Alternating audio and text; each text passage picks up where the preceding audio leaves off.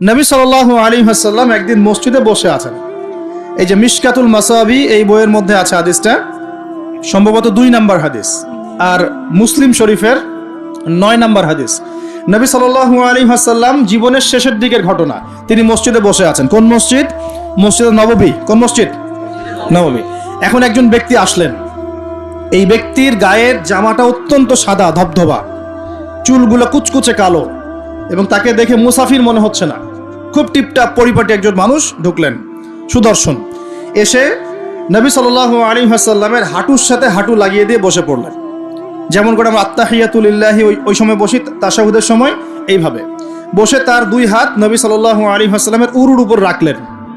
রেখে বলছেন, 4টা প্রশ্ন করছেন। কয়টা প্রশ্ন? প্রথম প্রশ্নই করছেন, ইয়া মুহাম্মদ, বলেন সাল্লাল্লাহু আলাইহি ওয়াসাল্লাম, আখবিরনি আনিল ইসলাম, হে নবী আমাকে ইসলাম সম্পর্কে বলুন।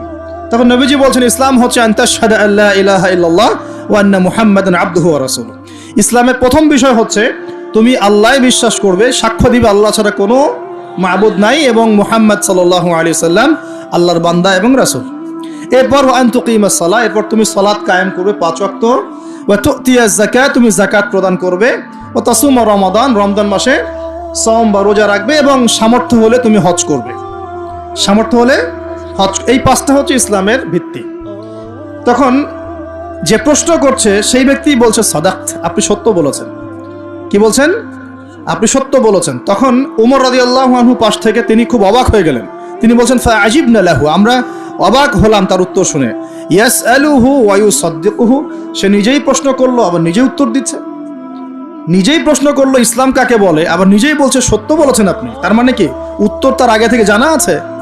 উত্তর তার আগে থেকে জানা আছে। তো সবাই অবাক হয়ে গেল। এরপর তিনি দ্বিতীয় প্রশ্ন করলেন, এটা ফাখবিরনি আনিল ঈমান, হে নবী আমাকে ঈমান সম্পর্কে বলেন। কি সম্পর্কে? ঈমান। এই যে গায়েব, গায়েব সম্পর্কে, ঈমান সম্পর্কে বলেন। কারণ ঈমান মানেই গায়েব। ঈমান মানে কি? গায়েব। দেখেন, ঈমানের 6টা পিলার নবীজি বললেন। কয় পিলার? 6 পিলার নবীজি বলছেন। এখন ঈমান, আল ঈমান হচ্ছে আন তুমিনা বিল্লাহ, তুমি আল্লাহ বিশ্বাস করবে। কিসে বিশ্বাস করবে? আল্লাহ। দেখা যায়? আল্লাহকে দেখা যায়? আল্লাহ গায়েব না? গায়েব। ওয়া মালাইকাতিহি, আল্লাহর ফেরেশতা মণ্ডলীর প্রতি বিশ্বাস করবে। দেখা যায়? গায়েব না? আচ্ছা। ওয়া কুতুবিহি, আল্লাহ পাকের সমস্ত আসমানি কিতাবে বিশ্বাস করবে। কোরআন ছাড়া বাকিগুলো দেখা যায়? গায়েব না এগুলা? আচ্ছা। ওয়া রুসুলিহি, আল্লাহ পাকের সমস্ত রাসূলগণে বিশ্বাস করবে। দেখা গেছে রাসূল? আমরা কি আমাদের নবীকেও দেখেছি? এগুলো গায়েব না? গায়েব। ওয়াল ইয়াউমিল আখির, পরকালে বিশ্বাস করবে। পরকাল মানে মৃত্যুর পরের জীবন থেকে জান্নাত জাহান্নাম পর্যন্ত দেখেছি আমরা কেউ? এগুলো গায়েব না? গায়েব। ওয়া আন তুমিনা বিল কদরি খায়রিহি ওয়া শাররিহি, এবং তুমি তাকদীর বা ভাগ্যের ভালো মন্দে বিশ্বাস করবে। ভাগ্যকে দেখা যায়? লাউহে মাহফুজ আল্লাহ পাক ভাগ্য লিখেছেন না? দেখা যায়? কেউ জানে আগামীকাল কি হবে? জানে না। এই যে ঈমানের 6টা পিলার, এই 6টা পিলারকে মুখে স্বীকার করতে হয়, মনে বিশ্বাস করতে হয়, কাজেও বাস্তবায়ন করতে হয়। এই 6টা পিলার কি চোখে দেখা যায়? মুত্তাকিদের বৈশিষ্ট্য কি? আল্লাযীনা ইউমিনুনা বিল গায়বি, এই যে 6টা গায়েব, এগুলোতে যারা বিশ্বাস করে তারা হলো মুমিন। তারা কি? সুবহানাল্লাহ। আচ্ছা, আর 2টা প্রশ্ন বলে সামনে যাই। তৃতীয় প্রশ্ন করলেন, আখবিরনি আনিল ইহসান, আমাকে ইহসান সম্পর্কে বলেন। তখন নবীজি বলছেন, ইহসান হচ্ছে আন তা'বুদাল্লাহা কাআন্নাকা তারাহ, তুমি এমন ভাবে আল্লাহর ইবাদত করবে যেন তুমি আল্লাহকে দেখতে পারছো। বলেন সুবহানাল্লাহ। আল্লাহকে দেখা যায়?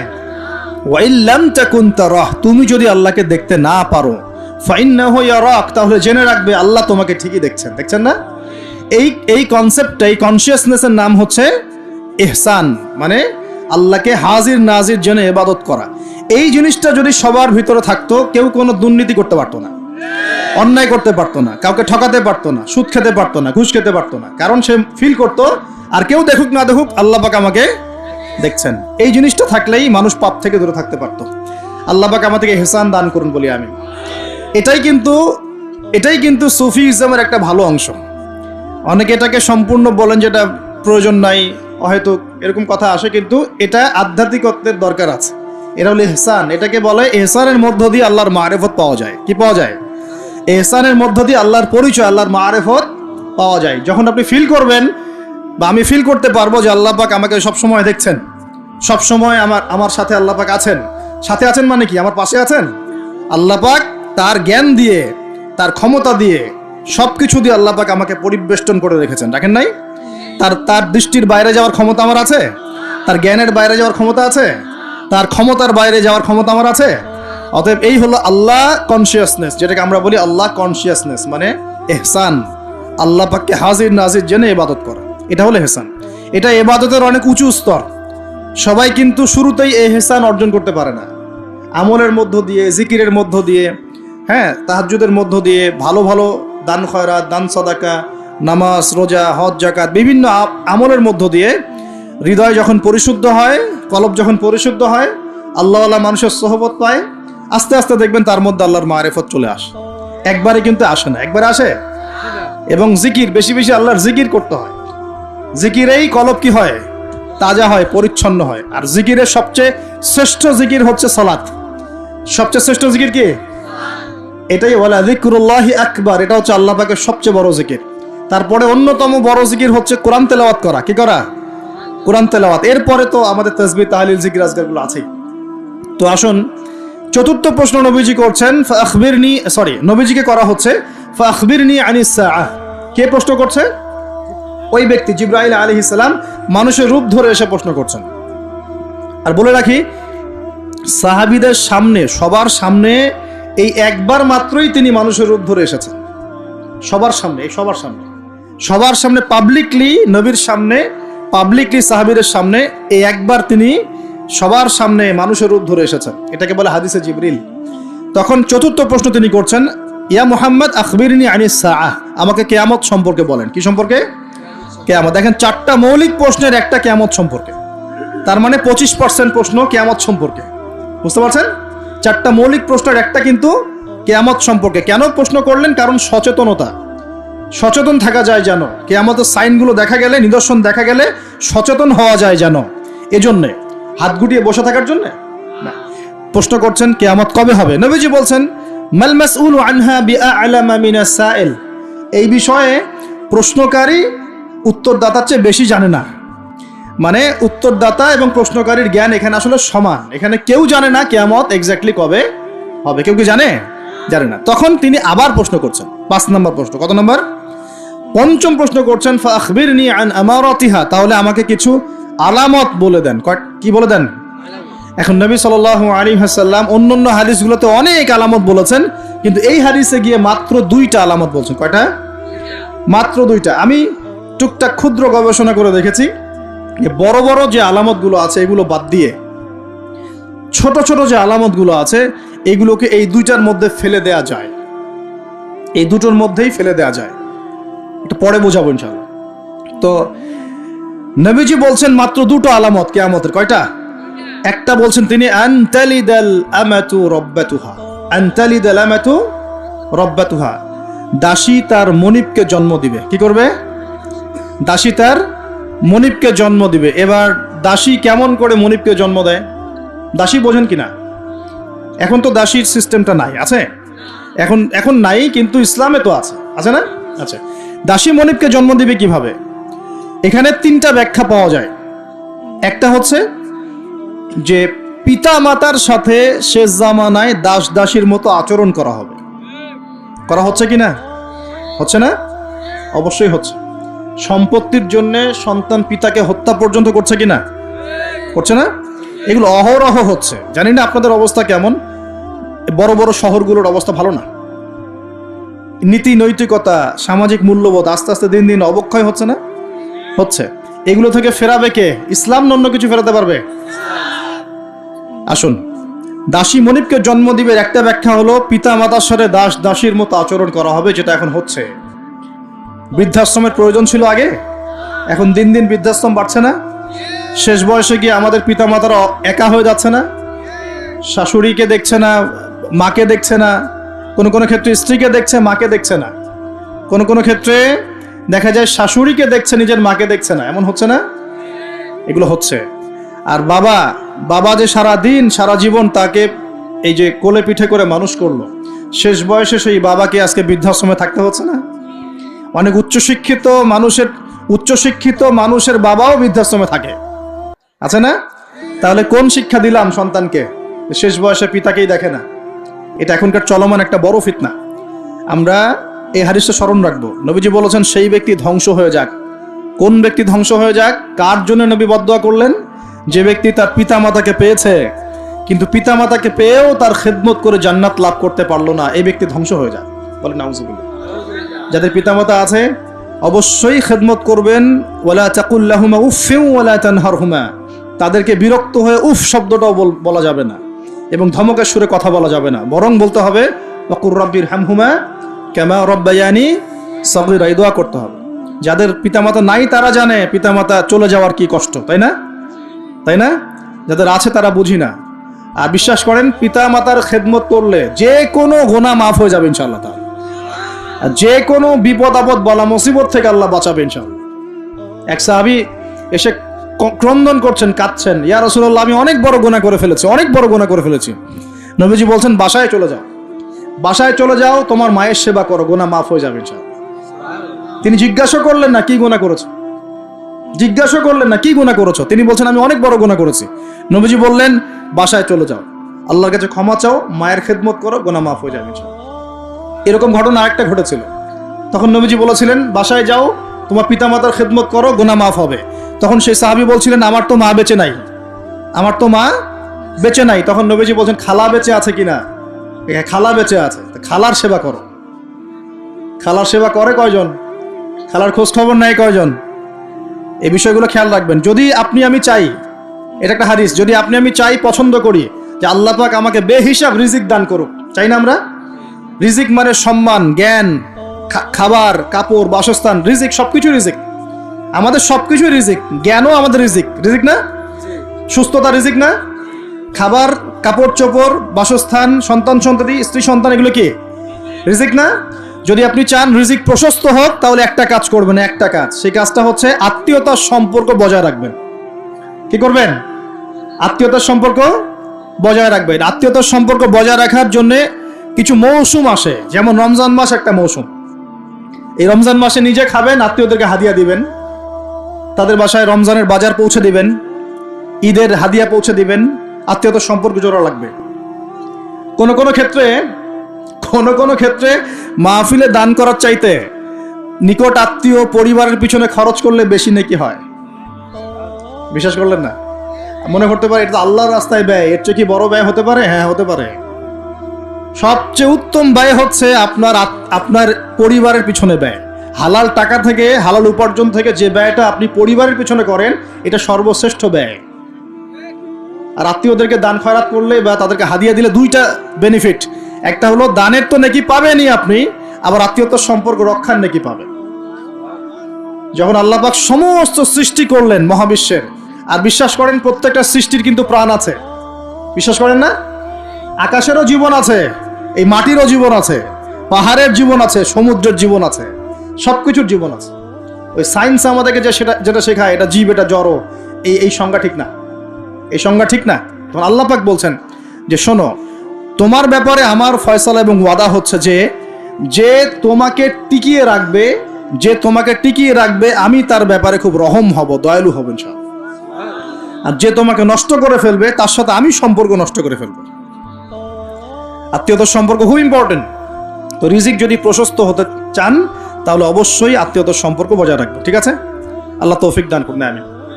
আর শেষ জামানায় তো ভাই বাবা ছেলের সাথে দূরত্ব, মা ছেলের সাথে দূরত্ব, ভাই ভাইকে দেখতে পারে না। আমরা তো সালামও দিই এখন হিসেব করে, দল দেখে সালাম দেই, হ্যাঁ, মানুষ দেখে সালাম দেই, এবং আমার তরিকার কিনা, আমার দলের কিনা, আমার মাযহাবের কিনা, আমার সংগঠনের কিনা, এগুলো দেখে দেখে সালাম দেয়, তাই না? প্রিয় ভাইরা, এটাও কিয়ামতের লক্ষণ। বিশ্বাস করলেন না? আখিরুজ্জামানে হাদিসের মধ্যে স্পষ্ট আসছে কিয়ামতের আগে আগে সালাম মানুষ বেছে বেছে দেওয়া শুরু করবে। কি বলা নাই, সবই বলা আছে।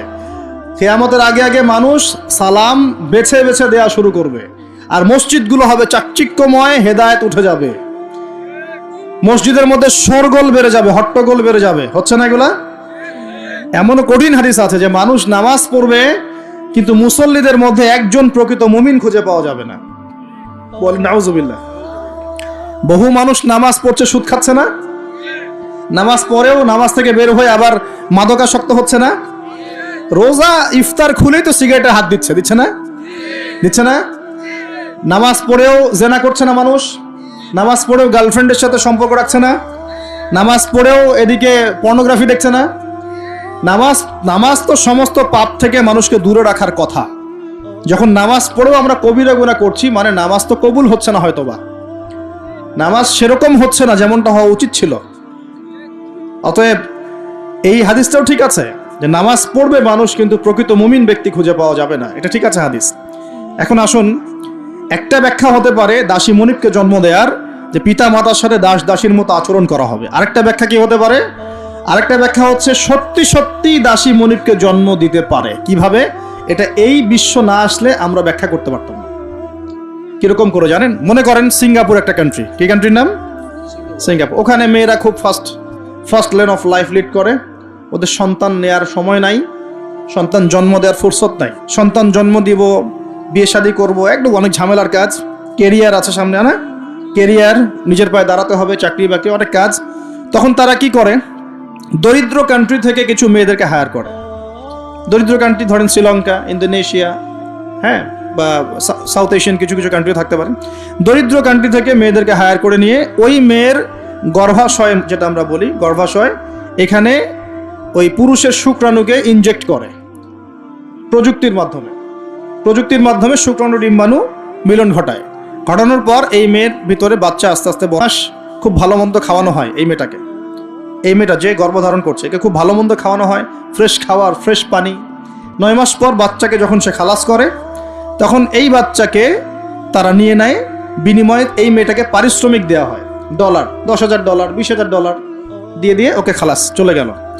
এখন এই যে সন্তানটা জন্ম হলো, এই সন্তানটা হচ্ছে মনিবের, আর এই যে দাসী তার মনিবকে জন্ম দিয়ে চলে গেল। দেখলেন বাস্তবতা এটা এসেছে, এটা বাস্তবে এসেছে। এরকম পশ্চিমের কিছু কিছু কান্ট্রিতে এই সিস্টেমে বাচ্চা নেওয়া হয়। এখন শুনলে অবাক হয়ে যাবেন, আমাদের মাথায় তো নাই এগুলো, অবাক তো হবেনি। যেটা আমাদের কাছে অস্বাভাবিক, অবাক হবেন না? এভাবে দাসী মনিবকে জন্ম দিচ্ছে এই যুগে।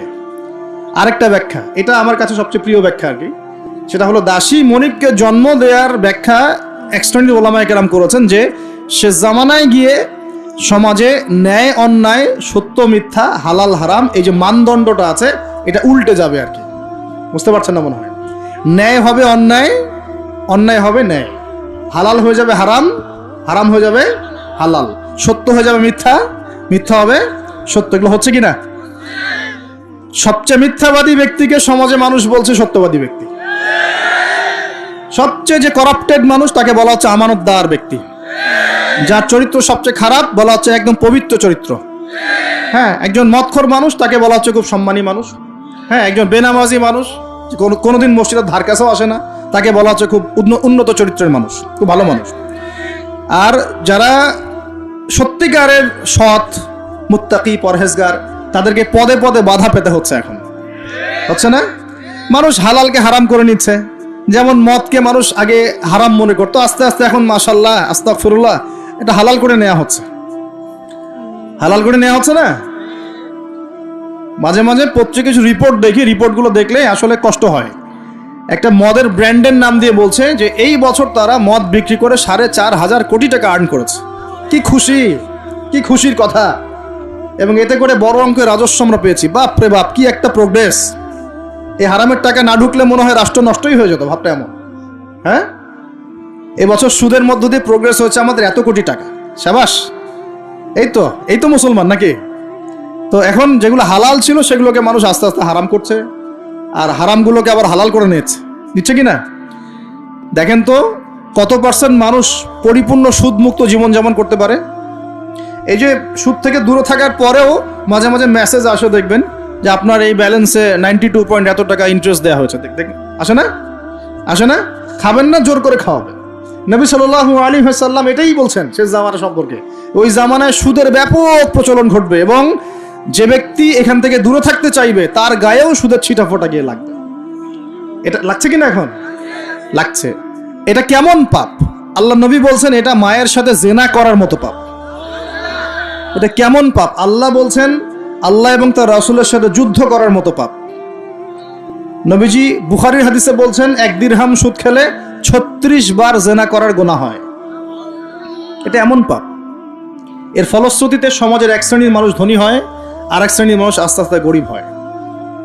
সমাজটাকে বড় করে দেখলে দেখবেন বিশ্বে এক শ্রেণীর মানুষ ধনী হয়েছে, এক শ্রেণীর মানুষ গরিব হয়েছে। এটা সুদের ফলাফল। আস্তে আস্তে এর ধ্বংস অনিবার্য, কোনো উপায় নাই। এবং যারা দরিদ্র, ব্যক্তিগতভাবে দরিদ্র, সোশ্যালি দরিদ্র বা রাষ্ট্রগতভাবে দরিদ্র, এদের অবস্থা খারাপ। সুদের বেড়া জালে ফেলে এদের রক্ত চুষে সম্পদ নিয়ে নেবে, এটাই ওদের প্ল্যান, মাস্টার প্ল্যান। এবং যখন সুদের মধ্যে একটা জাতি পড়ে যায়, এর পুরো ব্লেম সবার উপরে চলে আসে, সবাই সুদের আন্ডারে চলে আসে। সবার শ্রম থেকে এবং রক্ত মাংস ঘাম থেকে এই টাকা পরিশোধ করতে হবে।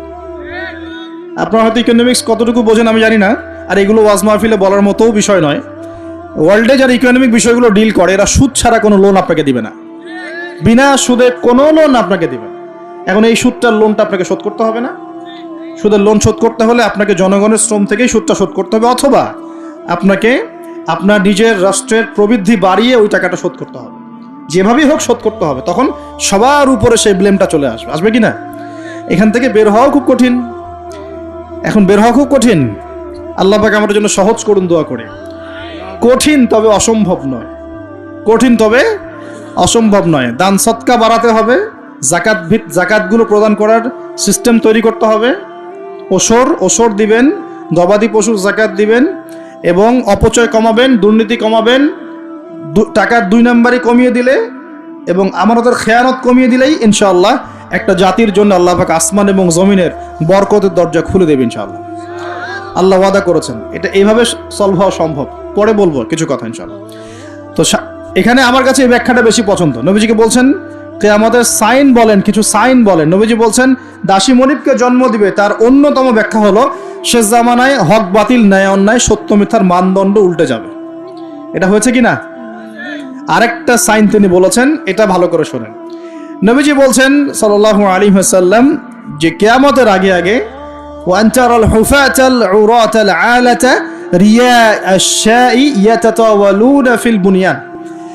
নবীজি বলছেন কিয়ামতের অন্যতম নিদর্শন হবে সমাজের সবচেয়ে নিকৃষ্ট শ্রেণীর মানুষ। নিকৃষ্ট বলতে দরিদ্র, একদম দরিদ্র, যার পায়ে স্যান্ডেল পরার টাকা ছিল না, গায়ে জামা কেনার টাকা ছিল না। হুফাতাল উরাতাল আলাতা রিয়া আশ-শাই, রাখাল। রিয়া আশ-শাই মানে রাখাল, একদম রাখাল শ্রেণীর মানুষ। এরা কি করবে? ইয়াতাতাওয়ালুনা ফিল বুনিয়ান, এরা উঁচু উঁচু বিল্ডিং নির্মাণ করবে না, বরং উঁচু উঁচু বিল্ডিং নির্মাণের প্রতিযোগিতা করবে। কি করবে? এখানে নির্মাণ করা অর্থ, ইয়াতাতাওয়ালুনা মানে কিন্তু বানানো না, মানে কি করা? কম্পিটিশন করা, প্রতিযোগিতা। আপনার 10 তলা, আমার 11, আপনার 12, আমার 13, আপনার 15, আমার 20। এই যে ইয়াতাতাওয়ালুনা ফিল বুনিয়ান, এই যুগটা চলছে না এখন? এই যুগটা কি 200-300 বছর আগে ছিল? তাহলে বুঝতে পারছি না সময় কাছাকাছি। এটা বোঝার জন্য কি পিএইচডি করার দরকার আছে? চোখ কান খুললেই তো দেখা যায়। ইয়াতাতাওয়ালুনা ফিল বুনিয়ান, কারা করবে? ধনীরা না, ধনীরা প্রতিযোগিতা করবে না, বলা হচ্ছে একদম দরিদ্র মানুষরা প্রতিযোগিতা করবে। এখন উত্তর দেন তো দেখি, কিভাবে গরিব মানুষ এরকম বিল্ডিং নির্মাণের প্রতিযোগিতা করতে পারে? হ্যাঁ, সুদ খাইলে। আরেকটা হচ্ছে অন্যের সম্পদ আত্মসাৎ করতে পারলে। এই দুইটা অপশন, হয় সুদ খাবে অথবা অন্যের সম্পদ গ্রাস করবে। মানে 1 নাম্বার পদ্ধতিতে করা সম্ভব না, 2 নাম্বারই করতে হবে। ঠিক আছে? আরেকটা অপশন হচ্ছে যদি গুপ্তধন পান, যদি মাটি থেকে গুপ্তধন বের হয়। হ্যাঁ, গুপ্তধনও বের হয় তো, আল্লাহ পাক তো ধন দিয়েছেন মুসলিমদেরকে, দেন নাই? ওই যে মধ্যপ্রাচ্যের কান্ট্রিগুলো দেখবেন, আজকে থেকে 60-70 বছর আগে তাদের অবস্থা দেখবেন, তারা বেদুইনের মতো জীবনযাপন করত। তারপরে 60-70 বছর হলো যে পেট্রোলিয়াম বের হয়েছে, ব্ল্যাক গোল্ড, যেটাকে আমরা বলি ব্ল্যাক অয়েল, ব্ল্যাক গোল্ড। মানে এই পৃথিবীতে সোনা দিয়ে এখন এক্সচেঞ্জ করা যায় না, এই পৃথিবীতে পেট্রোলিয়াম দিয়ে এক্সচেঞ্জ করা হয় ডলারের সাথে। এটাকে বলা হয় petro dollar monetary system, petrol এবং ডলার। তো এই পেট্রোলিয়ামটা হচ্ছে এখনকার গোল্ডের মতো দামি জিনিস। এটা যখন থেকে তারা পেয়েছে, তারপর থেকে দেখেন বিল্ডিং, কারো 50, কারো 60, কারো 100, কারো চলছে, হচ্ছে না? অথচ আজকে থেকে 50 বছর আগেও অবস্থা এমন ছিল না। ইয়াতাতাওয়ালুনা ফিল বুনিয়ান। আর কি বাকি আছে কিয়ামতের আলামত বলেন? আর কি বলবো? এই দুটোর মধ্যেই সব পড়ে যাবে। এবার এই ব্যক্তি উঠলেন। কোন ব্যক্তি? ওই যে জিবরাইল আলাইহিস সালাম এবার উঠে চলে যাচ্ছেন, আর সবাই চুপচাপ বসে আছেন। মানে অনেক সময় হয় না, খুব চুপ করে সব বসে থাকে, সাইলেন্স, পিন ড্রপ সাইলেন্স। এবার নবী সাল্লাল্লাহু আলাইহি ওয়াসাল্লাম নিজে বলছেন ইয়া ওমর, হে ওমর, আতাদরি মান ইসাইল, তুমি কি জানো এই ব্যক্তিকে যে প্রশ্ন করলো, কে চলে গেল প্রশ্ন করে? তখন নবীজিকে ওমর রাদিয়াল্লাহু আনহু বলছেন, আল্লাহু ওয়া রাসূলুহু আ'লাম, আল্লাহ এবং তার রাসূলই ভালো জানেন এই ব্যক্তিকে। নবীজি বলছেন, ইন্নাহু জিবরিল, এই ব্যক্তি হচ্ছে জিবরাইল আলাইহিস সালাম। বলেন সুবহানাল্লাহ। আতাকুম ইউআল্লিমুকুম দীনাকুম, তিনি এসেছিলেন তোমাদেরকে তোমাদের দ্বীন ইসলাম শেখাতে। তিনি এসেছিলেন তোমাদেরকে তোমাদের দ্বীন শেখাতে। কেন আসছেন তাহলে? দ্বীন শেখাতে। তাহলে দ্বীনের প্রশ্ন কয়টা বের হলো? ইসলাম কাকে বলে, ঈমান কাকে বলে, ইহসান কাকে বলে, কিয়ামত কবে হবে। তাহলে দ্বীনের পড়াশোনার মধ্যে কিয়ামতের আলামতগুলো পড়তে হবে না? এটা 25% হলো না? নবীজি বলে দিলেন আমি তো জানি না কবে কিয়ামত হবে, আবার প্রশ্ন করলেন তাহলে আলামত বলেন। কেন? কারণ সচেতনতা। এখান থেকে আমাদের টপিক কোনটা?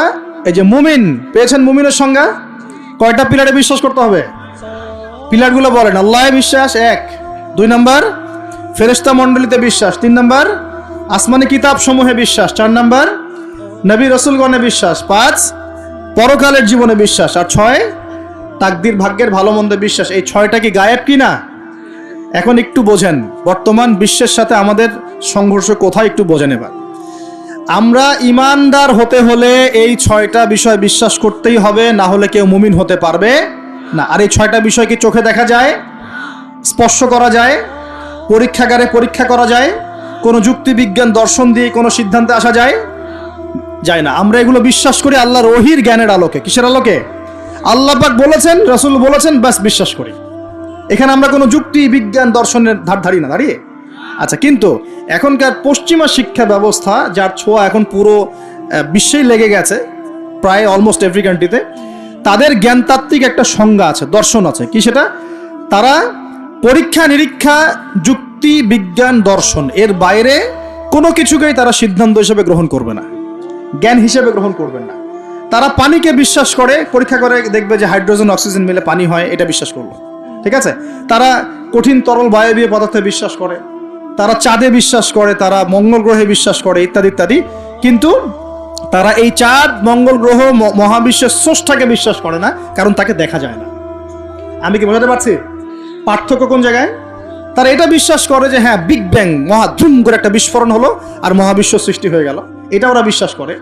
এই বিস্ফোরণ যে আল্লাহ পাক ঘটিয়েছেন এটাতে বিশ্বাস করবে না। বুঝতে পারছেন না মনে হয়? তারা বিশ্বাস করে যে হ্যাঁ, এই যে পানি খাচ্ছি, পানি একটা জিনিস, তরল পদার্থ খাচ্ছি, কিন্তু এই পানি যে কেউ সৃষ্টি করেছেন এটাতে তারা বিশ্বাস করবে না। তারা মনে করে হাইড্রোজেন অক্সিজেন মিলে পানি হয়, কে সৃষ্টি করলো সেটা তিনি বিশ্বাস করবে না। এটাকে আমরা ফিলোসফির ভাষায় বলি এপিস্টিমোলজি। কি বলি? খুব কঠিন শব্দ। এপিস্টিমোলজি মানে হলো জ্ঞান তত্ত্ব। কি তত্ত্ব? ওদের জ্ঞান তত্ত্ব হচ্ছে যে পরীক্ষা নিরীক্ষা পর্যবেক্ষণ ছাড়া কোনো জ্ঞান নেওয়া যাবে না। কিন্তু আমরা দেখি আল্লাহকে আমরা পরীক্ষাগারে পরীক্ষা করতে পারবো, ফেরেশতাকে পারবো, জিন জাতি, আমাদের আত্মা, রূহ, কবরের আযাব, জান্নাত জাহান্নাম, হ্যাঁ ওই যে কবরের ফেরেশতা আসবে, প্রশ্নোত্তর, হ্যাঁ ওই যে কিয়ামতের মাঠে সূর্য নেমে আসবে, ঘামবে মানুষ, হ্যাঁ তারপরে যে আগের নবী রাসূলগণ, আগের আসমানি কিতাব, তাকদীর ভাগ্য, আগামীকাল কি হবে, এগুলোকে পরীক্ষাগারে প্রমাণ করতে পারবেন। এই কারণেই তারা আমাদের এই ধর্মীয় কনসেপ্টে বিশ্বাস করে না। আমি কি বুঝতে পারছি কেন বিশ্বাস করে না? ওদের সাথে আমাদের জ্ঞানতাত্ত্বিক আদর্শের দর্শনে পার্থক্য আছে। এখন এই কারণেই তারা যেহেতু স্রষ্টায় বিশ্বাস করে না, এখন মানুষের সৃষ্টি তত্ত্ব দিতে হবে, একটা দিতে হবে না? কেমন করে মানুষ সৃষ্টি হলো, কোত্থেকে আসলো, কেমন ছিল আমাদের আদিম পুরুষরা, দিতে হবে কিনা? এই কারণে বিভিন্ন মতবাদ তারা দিয়েছে, এই অ্যামিবা থেকে, ওই কোষ থেকে, অমুক থেকে, তমুক থেকে, এর মধ্যে একটা দিয়েছে ওই যে বিবর্তন থেকে। দেখেন নাই? আচ্ছা, এগুলো এমনি এমনি না, কারণ ওদের দর্শনটা চাপিয়ে দেওয়ার জোরপূর্বক চেষ্টা করা হচ্ছে এখানে, আর কিছু না। এখানে যে বিশ্বাস করে যে আমাদের একজন স্রষ্টা আছেন আল্লাহ রাব্বুল আলামিন, এবং তিনি প্রথম সৃষ্টি করেছেন আদম আলাইহিস সালামকে, তাকে নাম জ্ঞান শিক্ষা দিয়েছেন, তার পাজর থেকে হাওয়া আলাইহিস সালামকে সৃষ্টি করেছেন, জান্নাতে রেখেছেন, পরীক্ষা নিয়েছেন, শয়তান প্রলুব্ধ করেছে, তাই না? তারপর আমরা দুনিয়াতে চলে এসেছি, আমরা এসেছি জান্নাত থেকে পৃথিবীতে, এবং আমাদের পিতা, আদি পিতা আদম আলাইহিস সালাম এই কনসেপ্ট যে বিশ্বাস করে, তার কি বিবর্তনের প্রয়োজন আছে? আর যেহেতু ওরা এই কনসেপ্টে বিশ্বাস করে না, এই কারণে একটা সৃষ্টি তত্ত্ব দেওয়ার খাতিরে এইসব মতবাদ দিয়ে দিয়েছে। মতবাদ দেয়, দেখ, মত প্রকাশ করে করুক, সেটা বুঝলাম, স্বাধীনতা আছে, কিন্তু জোর করে চাপিয়ে দিতে হবে কেন? যারা অমুসলিম সমাজ বা যারা নাস্তিক, যারা পশ্চিমা সভ্যতার সংস্কৃতির ধারক বাহক, তারা এগুলো বিশ্বাস করে করুক। একজন মুসলিম তো করে না, করে? মুসলিম সমাজের মানুষ কি করে?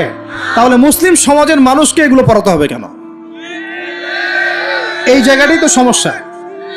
আমরা কি চাপিয়ে দিচ্ছি কোনো কিছু, যে আপনার ঘাট ধরে ইসলাম কবুল করো, এরকম কথা কেউ বলে? আমরা কি করি? আমরা কোরআন সুন্নাহ থেকে সত্যটা স্পষ্ট করি। যার ইচ্ছা হয় সে ইসলাম কবুল করবে, যার ইচ্ছা হয় সে করবে না। লাকুম দীনুকুম ওয়ালিয়া দিন, তোমার দিন তোমার জন্য, আমাদের দিন আমার জন্য।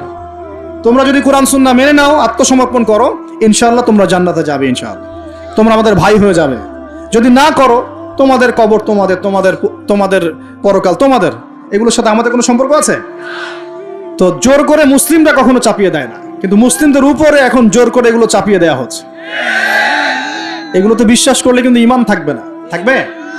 কেউ যদি বিশ্বাস করে আল্লাহ মানুষ থেকে মানুষ সৃষ্টি করেন নাই, অন্য কোনো প্রাণী থেকে করেছেন, তাহলে ঈমান থাকবে? কোরআনে শত শত আয়াত আছে, ওয়াল্লামা আদামাল আসমাআ কুল্লাহা, আমি আদমকে সমস্ত নাম শিক্ষা দিয়েছি।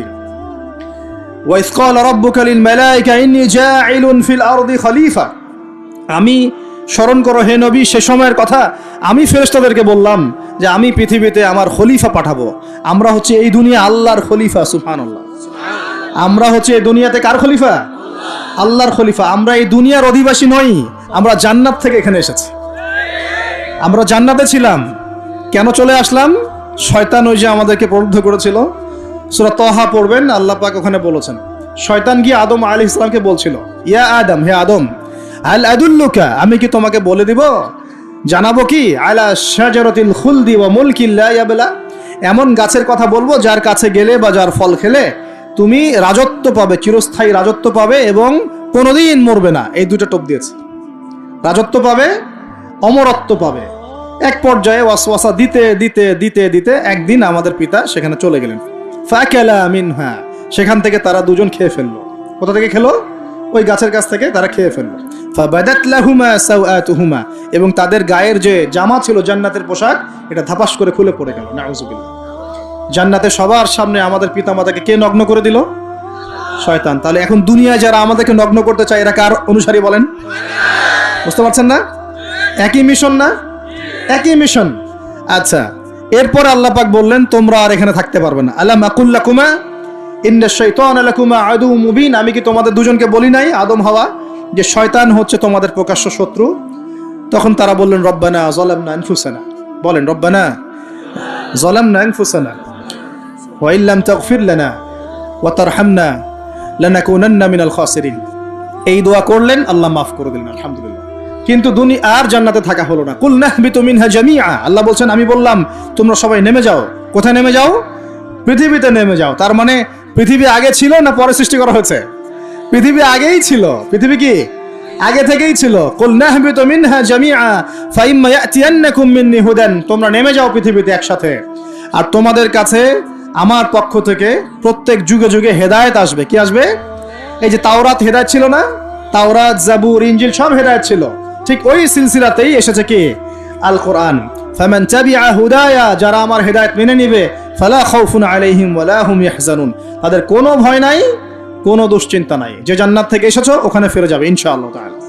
আমরা এসেছি পৃথিবীতে জান্নাত থেকে, এখানে পরীক্ষা দিচ্ছি, উদ্দেশ্য আবার সেই জান্নাতেই ফিরে যাওয়া।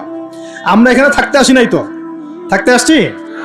আমরা এখানে আসছি জান্নাত থেকে, ফিরে যাব কোথায়? ইনশাআল্লাহ জান্নাতে, ইনশাআল্লাহ জান্নাতে।